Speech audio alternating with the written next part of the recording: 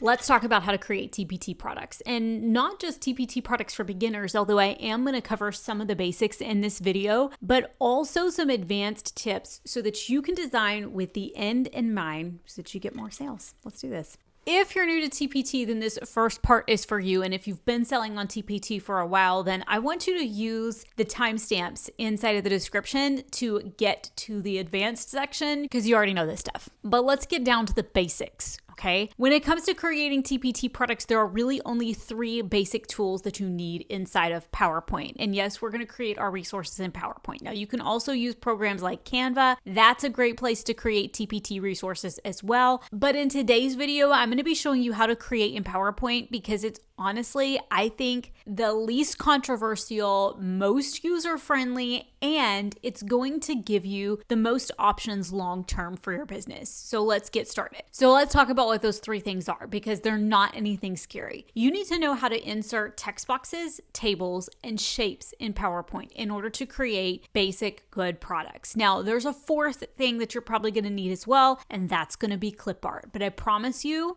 all 4 of those things are super easy. Now, a 5th optional thing that you might need if you're a math or a science seller is that you might need to know how to insert equations or graphs. And we're not going to talk about that in this video today, but I am going to point out to you where it is so that you can find it, I promise. And it's pretty self-explanatory. But let me go ahead and show you how to find those 3 basic tools in PowerPoint that are going to allow you to create any resource you want.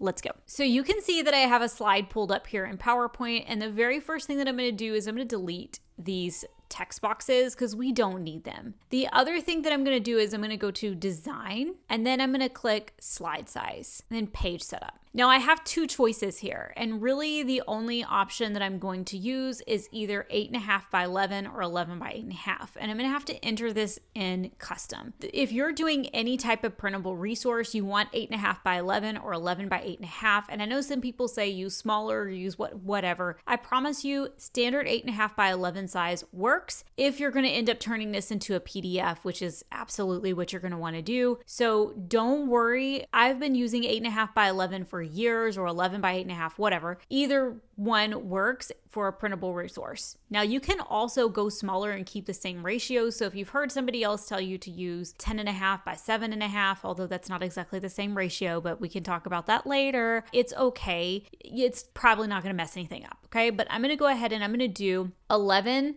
by 8.5. And then it's going to ask you if you want to scale the content up or scale it down. It doesn't matter what you pick. You can click scale up, scale down. There's no content on the page, so just pick one of them. Now, everything that you need in order to create a product is under this insert tab. Like literally everything that you need in order to create a product. Like if you want to put it on the page, it's under insert. So if you want to insert a text box, a picture, a clip art, shape, equation, any of those things, or even a graph, all of those things are under the insert tab. And we're going to start with a shape because we want our product to look super professional. And so we're going to put a shape in that's going to act as a page border. So I'm going to click shapes, and then I'm going to click this little square or rectangle shape. And then I'm going to drag it across the page, and I'm going to make it just a little bit smaller than the page itself. And then I'm going to center that on the page using the little guides that they give me. And then I'm going to go to this little fill icon, and I'm going to say no fill. And then I'm going to go to the shape outline, and I'm going to make sure it's outlined in black. And personally, I'm going to use a weight of 2.25 point. Now I have a really nice, simple page border. You can extend this page border out to the very edges of the page, but I like to have it a little bit on the inside, just my personal preference. And you'll kind of see why here in a second. The next thing that you're going to need is you're going to need your copyright. So to do this, we're going to put in a text box. So I'm going to click text box, and then I'm going to click anywhere on the page. And I want to insert a symbol. So insert symbol. And you can see frequently use the copyright symbols right there for me, but you can just search for that, copyright, insert my copyright, and then I'm just going to use my name. You can also use your business name, Lauren Fulton 2025. Now, what I'm going to do now is I'm going to go to home and I'm going to format this text a little bit, and I'm going to pick my branded font, and then I'm going to do a background for this. So I'm going to do a white background. I'm going to fill it with a white background, and I'm going to change the size because we don't want an obnoxiously huge copyright. I'm going to change the size to 11-point font, and then I'm going to drag it over. Now you see when I drag it over on top of this little line, it creates a break in the border. And so now my copyright is over nice and neat to the side. It creates a little break in the border because I filled it with a white background, and it's gonna look really nice when it's printed. It's not gonna be obnoxious, and it's not gonna get in the way of the rest of my content. Now you can put your copyright anywhere you want to on the page, but you do want to put it on the page, okay? Make sure that you've put that on the page. The next thing that I wanna do is I want to create a format. Now, this isn't going to be for everything, but anytime you're creating worksheets, task cards, or anything that needs to be organized, you want to use a tool like a table, okay? And it might seem a little counterintuitive, but just trust me on this. You're going to need the table tool a lot, and you're going to love the table tool, okay? So let's say that I want to create something like a set of multiple choice, not task cards necessarily, but a multiple choice worksheet. I can go to my table, I can click Insert Table. I'm going to say that I want 2 problems across, but I want 3 answer choices for each problem. That means I need 6 across, and I'm going to try to fit 3 down. So I'm going to have a spot for the problem, the answer choice, problem, answer choice, problem, answer choice. So that ends up being a 6x6 table. And you can always add more later. I'm going to extend it out all the way to the edge here. I'm going to extend it out all the way to the border. And then I'm going to go all the way down. Now, at first, you're going to be like, oh my gosh, this does not look right. There's no way that this is going to end up looking like a worksheet, but just trust me on this. It really does. So you're going to see automatically once you put that table in, it opens up the table design tab. Now, if it doesn't automatically open up the table design tab, we're not going to freak out over that. We're just going to click table design. And then we're going to say for shading that we want no fill. Again, we're going to go over to the pen color and we're going to make sure it's black. And we're going to say we want 2 1/4 point lines. And then we're going to go to borders and we're going to say all borders. Now, again, we're looking a little bit closer to a worksheet, but you're probably like, this is nothing like what I want. Don't worry, we're gonna get there. The first thing that we wanna do is we want to shape up these tables just a little bit. So we want to make sure that we have a little bit of a spot for our answer choices. So for every other one, I'm gonna make the line go down just a little bit. That's not exactly what I wanted. And then let's scooch this back up. I have a love-hate relationship with these tables. Like, I love what they're capable of, but I really hate moving one little line at a time. Is extremely tedious. There we go. We're gonna call that good for now. And now I'm gonna show you what I can do here is I can select all of this because I want this to be one problem. Maybe it's gonna be a word problem, something like that. I'm gonna right click and I'm gonna say merge cells. And I'm gonna go and do the same thing to the next one.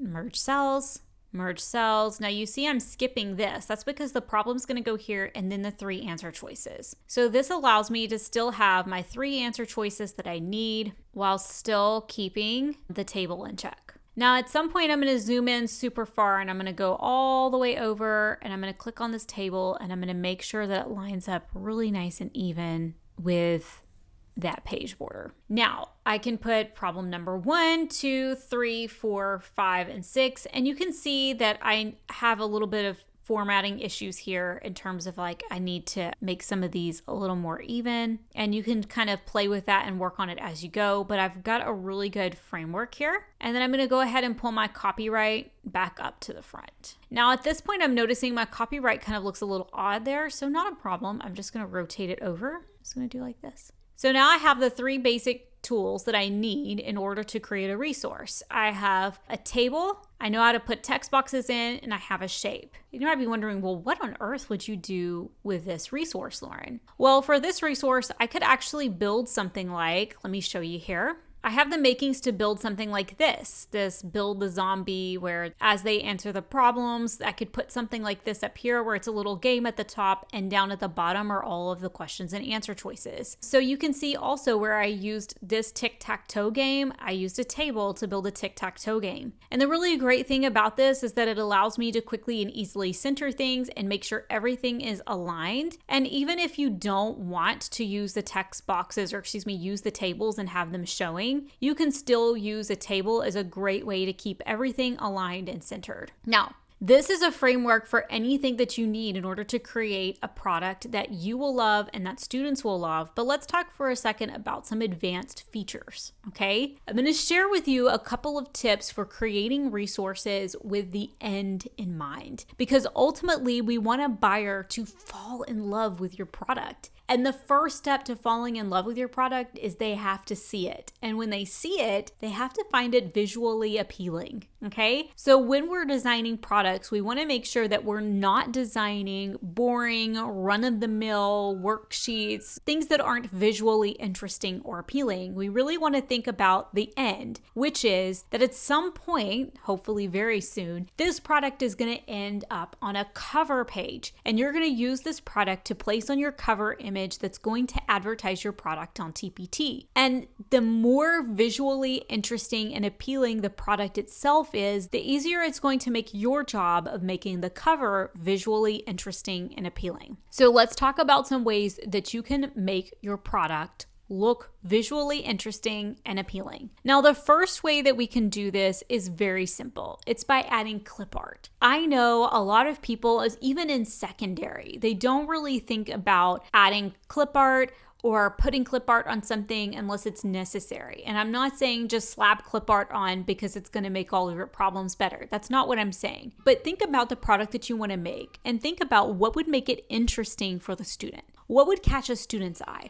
Because if it would catch the student's eye, chances are it's going to catch the teacher's eye, because the teacher is looking for something that's going to capture their student's interest, whether they're 5 or 15. So capturing the student's interest is going to be really important. A great example of this is that I was doing an audit of a product for world history for a high school seller. And world history is admittedly extremely fascinating, but there's not a lot of clip art that's going to go along with that, right? You're not going to be putting hearts or butterflies or frogs or anything like that on world history. However, when we searched the top resources in that niche overall, the vast majority of them had maps and clip art on them. Maps, graphs, charts, things like that. The reason is that it was visually appealing. And so the seller and I talked about different ways that she could add visual interest to her products, even if it wasn't a map or something like that, but it still be relevant to the resource itself. So if we're going to tell a story about a battle, why not have clip art of swords or knight's armor or something that is a part of the history or a piece of the history? Why not take a page out of history and delve into something unique about that time period that would allow you to lend visual interest but also keep your students engaged? Clip art is a fantastic way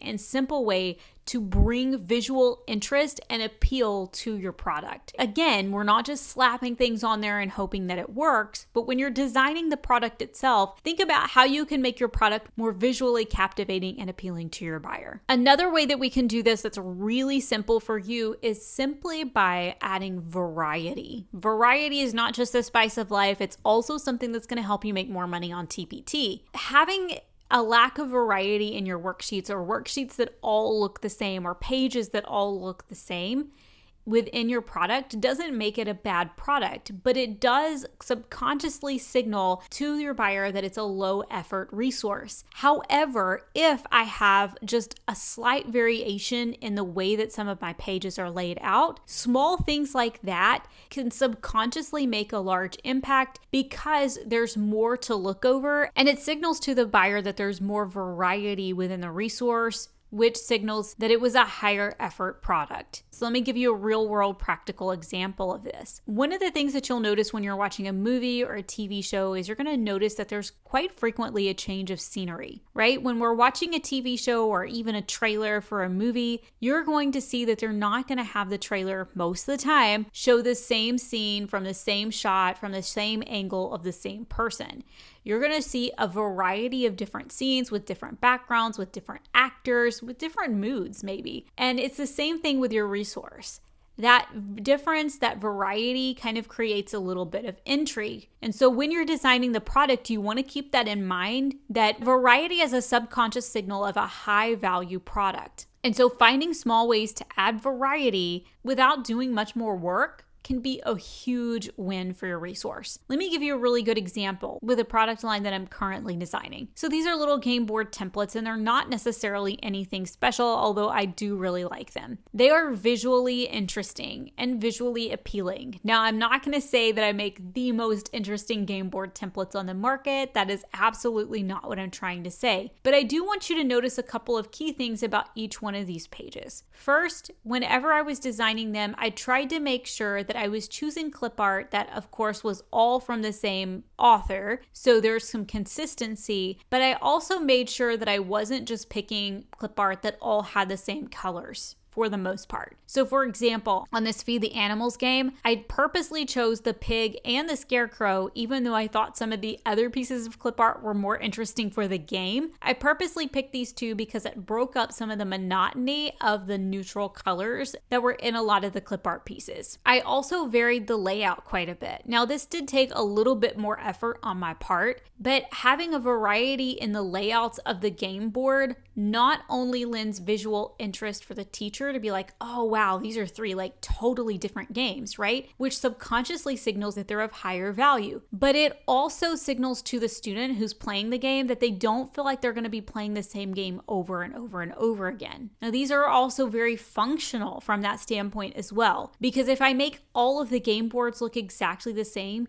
even though the rules might be different and the clip art might be different, if the layout's the same, the student might think that all the games are played the same way and attempt to play them all the same way and get a little confused. So this is a functional difference as well, because it signals to the student you're about to do something new, which not only increases engagement, but it increases the likelihood that students are actually going to take the time to read the directions for this new game. Not coincidentally, when I put these on a cover like this, it looks more interesting and appealing because you can see at a glance that there's variety with each one of these layouts, that it's not all the same game, which makes it seem more interesting, more appealing. And so this type of design really helps keep the end in mind. And I knew this going into it. I knew if all of these boards look the same, when I put them on the cover, buyers at a glance are going to think it's the same game with different clip art, and it's going to signal that it's lower value than seeing different layouts on that cover. Let me go back over here real quick and show you how to insert. You're going to go insert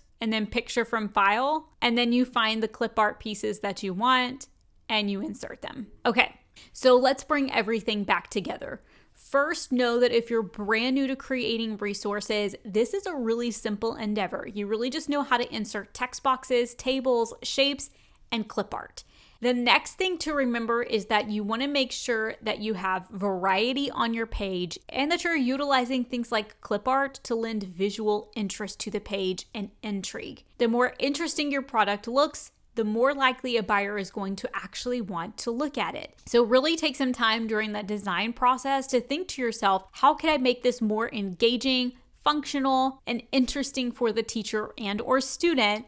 And as a byproduct, make it more appealing on my cover, thus making it more sellable. Now, you guys have been asking for how to create products for a little while now. Now, if you found this helpful, then I have a couple of favors to ask from you. Would you, number one, please take the time to hit that little heart. That'll help other TpT authors find my videos and help me reach more people with the content that I happily put out for free. The next thing that you can do for me is you can make sure that you hit that subscribe button. The vast majority of people who watch my videos are not subscribed to my channel, and we don't want that to be you. So hit the subscribe button, turn on notifications because I put out new videos every single week to help you grow your TpT business and build a business that you've been dreaming of. That's what I'm here for. That's what I do. So make sure that you get notified whenever I post helpful content. And then number 3, if you haven't caught up on all of my videos, make sure you're watching them all. And I'm going to see you right back here next week because you're going to be subscribed to my channel.